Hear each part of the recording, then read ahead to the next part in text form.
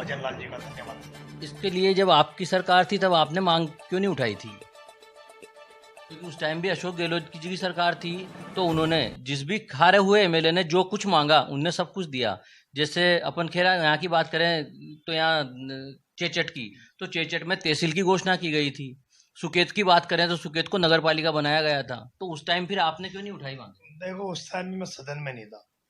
हारे हुए एमएलए को सब कुछ दिया उन्होंने। मैं उस टाइम पे सदन में नहीं था। मैं तो आज विधायक हूँ, मैं तो आज की बात करूँ। फिर भी हमारी बात पे गहलोत साहब ने इसको रटलाई को कॉलेज दिया, हॉस्पिटल दिया है, आपके पनवाड़ में पीएससी से सीएससी बनाए, उच्च स्तरीय पुलिया दी, सड़कें दी।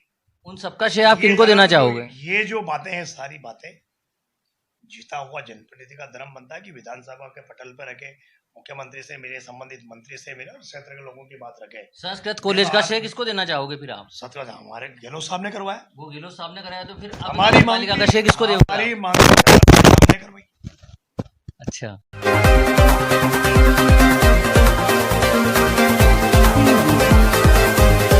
नमस्कार, मैं अमित गौतम और आप देख रहे हैं झालावाड़ न्यूज़ 20। भारतीय जनता पार्टी की भजन लाल सरकार द्वारा क्षेत्र में दी गई सौगातों में से खानपुर विधानसभा की खानपुर को ग्राम पंचायत को नगर पालिका की घोषणा की गई और बाकी कई विधायक द्वारा उठाई गई मांगों को दरकिनार कर दिया गया। तो इसे लेकर आज विधायक सुरेश गुर्जर का एक इंटरव्यू लिया। इंटरव्यू के दौरान उन्होंने बताया कि किस तरह से वह क्षेत्र की और मांगों को उठाएंगे और इन मांगों को पूरा कराने की कोशिश किस तरह से करेंगे। आइए जानते हैं इस। सबसे पहले तो आपको बहुत बहुत धन्यवाद जो खानपुर विधानसभा को नगर पालिका की घोषणा की गई और आपके कार्यकाल में नगर पालिका बनी। इस बारे में आप क्या कहोगे? क्षेत्र की जनता से क्या कहना चाहोगे? देखो, सबसे पहले तो मैं आपके चैनल के माध्यम से पूरे जिले के लोगों को, प्रदेश के लोगों को, मेरी विधानसभा के सभी लोगों को मेरी ओर से होली की शुभकामनाएं। होली की इस पावन पर्व पर, रंगों के त्योहार पर देश के मुख्यमंत्री माननीय भजन लाल जी ने नगर पालिका की सौगात दी। इसके लिए मैं मेरी ओर से, मेरी पार्टी की तरफ से, मेरी विधानसभा के तमाम लोगों को, सभी समाज के लोगों को, सभी संगठनों को, चाहे धार्मिक संगठन, राजनीतिक संगठन, सामाजिक संगठन, सबकी तरफ से मैं बधाई देता हूँ। लंबे समय से खानपुर बकानी को विधानसभा की, खानपुर बकानी नगर पालिका को नगर पालिका बनाने की मांग कर रहे हैं। खानपुर राजस्थान की सबसे बड़ी ग्राम पंचायत है। इसको बहुत पहले ही नगर पालिका बन जाना चाहिए था, पर यहाँ के क्षेत्र के जो जनप्रतिनिधि रहे हैं, उन लोगों की कमी की उनने सरकार के सामने अपना पक्ष ही नहीं रखा। जब तक कोई भी जनप्रतिनिधि सड़क से लेकर सदन तक अपना पक्ष नहीं रखेगा, तब तक जनता को कुछ मिलने वाला नहीं। और हर जनप्रतिनिधि का धर्म बनता है कि जिस विश्वास के साथ, जिस उम्मीद के साथ यहाँ की जनता ने उसको वोट दिए हैं, वो उनकी उम्मीदों पर खरा उतरे। और जयपुर जब वो सदन में बैठे तो यहाँ के लोगों की आवाज, यहाँ के मुद्दे, यहाँ की समस्याएं पुरजोर तरीके से विधानसभा के पटल पर रखे, ताकि सरकार की आंखें खुले। जब तक कोई जनप्रतिनिधि, चुनाव जनप्रतिनिधि अपनी बात को, जनता के मुद्दों को सरकार के सामने पुरजोर तरीके से नहीं रखेगा, तब तक वहां की जनता को कुछ मिलने वाला नहीं। आपने जीत के बाद जो मुझे इंटरव्यू दिया था, उस इंटरव्यू में सबसे ज्यादा जोर भरा था कि सरकार कुछ नहीं करती, एमएलए में दम होना चाहिए। तो सिर्फ अपन को एक ही सौगात मिली है।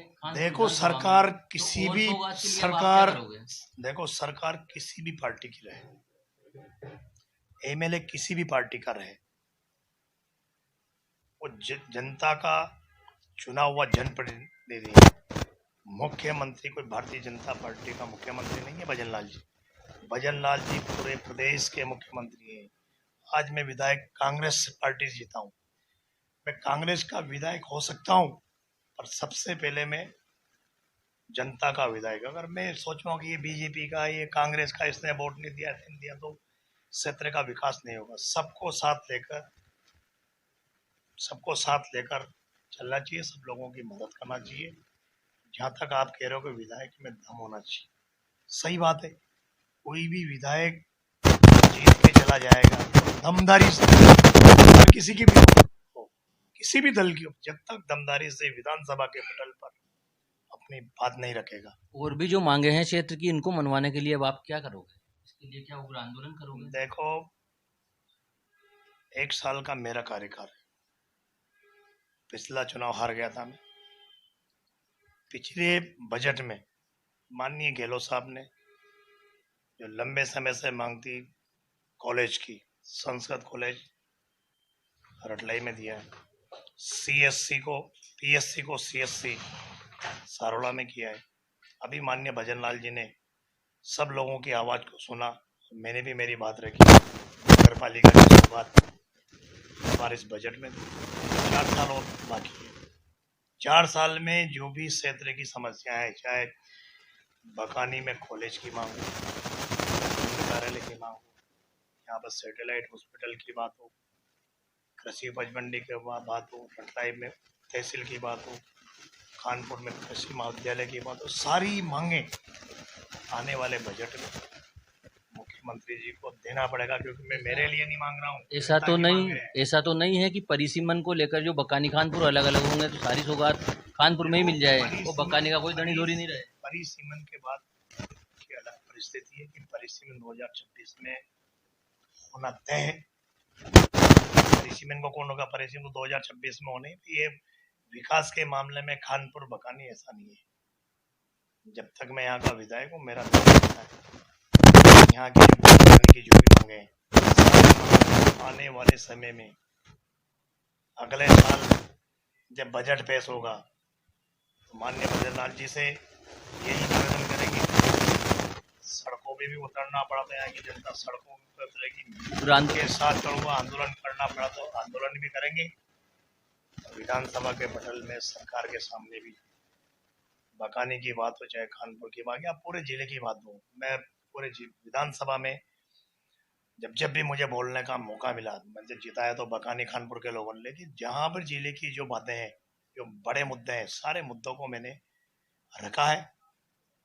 और आने वाले समय में जो सौगातें बकानी को मिलनी चाहिए, आने वाले समय में बीजेपी के कुछ कार्यकर्ता कहते हैं कि जो सौगात मिली है खानपुर को नगर पालिका की, तो ये सारी हमारी देन है, हमारी मेहनत है। तो इन लोगों के लिए आप क्या कहना चाहोगे? भारतीय जनता पार्टी का एक भी व्यक्ति, एक भी जनप्रतिनिधि बता दे, कोई वीडियो बना दे, एक अखबार की कटिंग बता दे कि हमने नगर पालिका के लिए, खानपुर के विकास के लिए सड़क पर उतरे, किसी को ज्ञापन दिया, किसी से मिले, ये सब फालतू बातें।